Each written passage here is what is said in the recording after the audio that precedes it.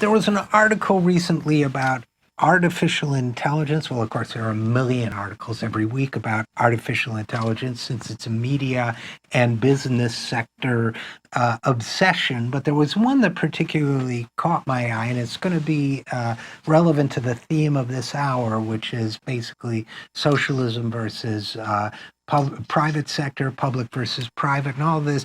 But I should say off the bat that I, like some of my very intelligent friends in this area, believe that artificial intelligence is a misnomer, and I also believe it's a kind of mythologizing on the part of programmers who think they're creating living intellects when what they're doing is making more sophisticated programs. But anyway, that said, the article was headlined with $1 billion from Microsoft. An AI lab wants to mimic the brain. They actually want to duplicate the functions of the brain. So they get $1 billion with a B from a Microsoft to do it. A guy who was a head of basically an accelerator or a place that quote unquote incubated new tech businesses. So this guy says, my goal in running OpenAI, which is their thing, is to successfully create broadly beneficial AGI and the blah, blah, blah.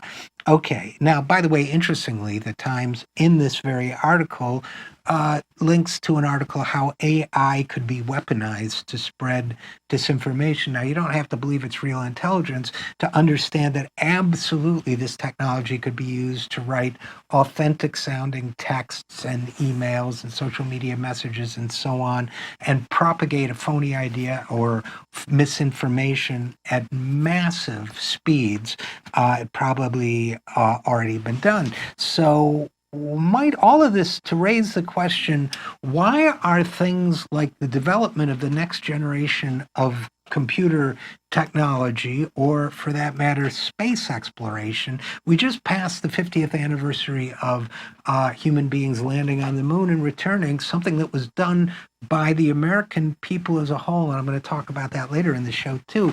But why is it that all of a sudden we are giving to massive corporations and to billionaires the right to purchase and therefore to dictate the kinds of groundbreaking research that could help shape or harm our future as a society? Why are we doing this? And I'd venture to say there are a couple reasons why.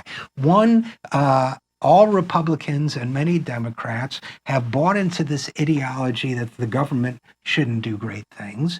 Number two, we've created a system of massive economic inequality so that most of the money is now going to corporations and to private billionaires like Elon Musk or Jeff Bezos. So they are doing the things for us as a society that we should be doing ourselves as a society. And they're making decisions as individual billionaires or as corporate interests that we should be making for ourselves as a society. So it's not just a breakdown of economic fairness, it's also a breakdown of what it means to be a national community.